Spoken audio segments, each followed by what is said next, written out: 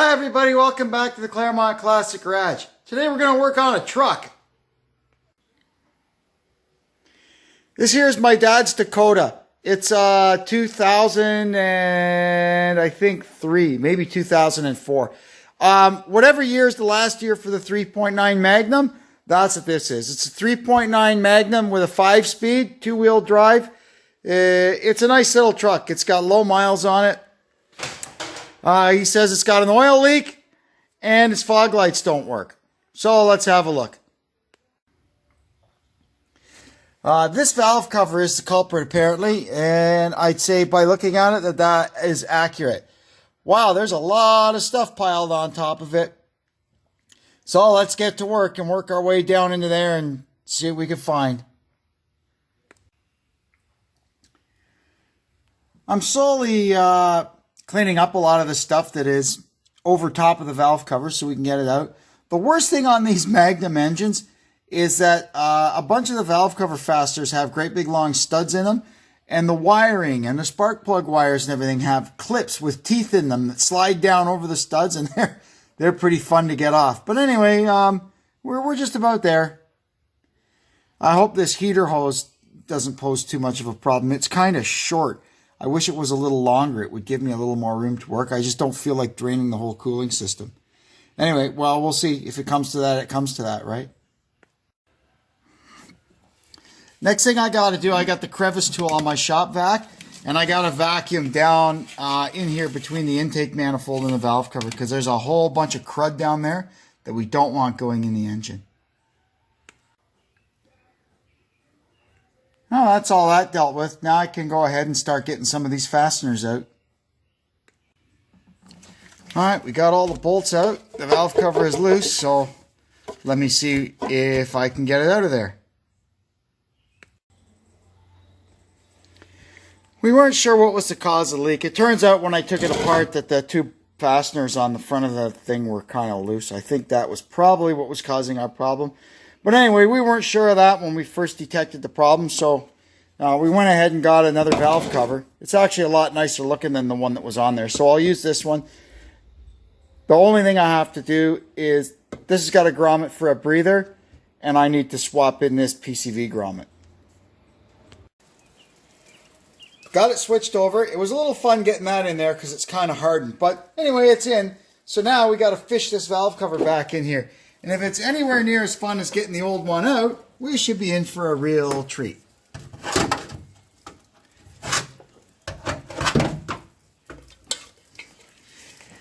Anybody remember that old TV show?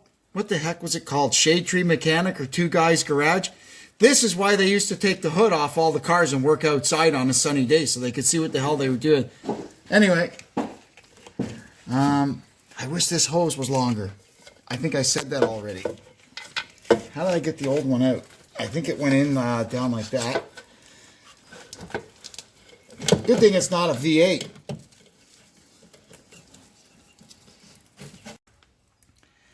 Well, there we go. Despite all odds, we got the thing in there. I know some of you guys that probably work on newer cars are laughing at me struggling with this, but I'm used to working on, you know, things like that.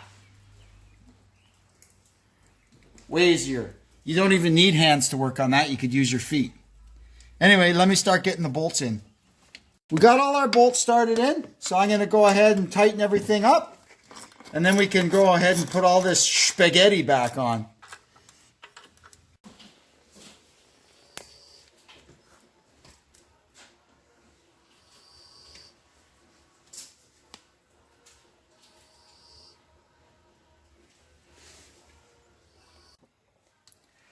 Okay, so that's all buttoned up. We started it up. It runs fine. Nothing leaks. So now we're going to see what we can figure out with these fog lights. What I do remember, they're not factory equipment. This was a Mopar kit that we added to the truck somewhere after my dad got it. So I know somewhere there's a little square relay that's got something to do with them, and that's probably a very good place to look for our problem. So I put a few of these Mopar fog light kits in various vehicles over the years, and I knew you have to look for the relay because there's a relay under the hood. So this is the relay that turns them off when the high beams come on. You can see here this purple sensing wire. That's the sensing wire from the high beam. So what we're going to do is, I'm not sure where the relay went, but let's see if we got, there's power. Yep, good. So theoretically, if I pop a relay in there, the fog lights should work. Okay, so here's a relay. It's just one of these little Bosch style relays. Let's see what happens. I'm just going to put it in there. Hear it pick up? That's good. Fog light should be on. Check please, Deb. Both on? Both on. Perfect. Another issue we had with this was somehow the switch head ended up upside down, but now it's right side up and all is good. The last complaint is that this thing has gotten turned somehow. Now how these work, this it's a rubber shifter knob and there's a nut underneath here that holds it on. So I'm going to gently try and get this out. Sometimes it comes out, sometimes you end up wrecking it. So I'm going to gently try and get this tool in here.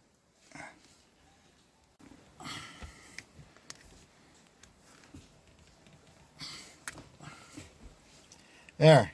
Wow, you generally don't get these things out, but I got it out. So basically you get it out and then you try and put it back in.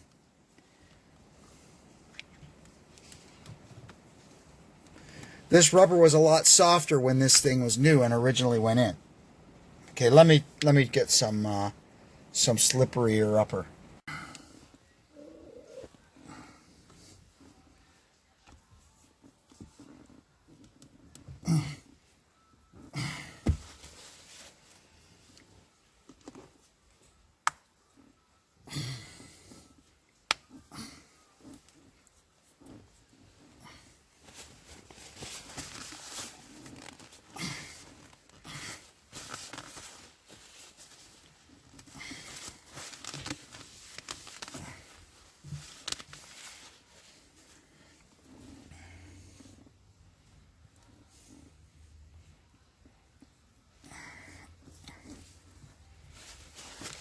There we go.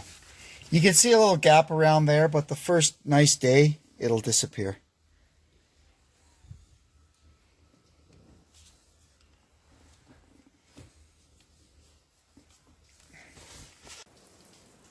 Well, that all went pretty well. Dad's Dakota is back happy unit again. I can send it back down to him and he'll get many more miles of happy motoring out of it. So anyway, until next we meet, thanks for tuning in, and this is Kevin checking out from the Claremont Classic Garage. So long.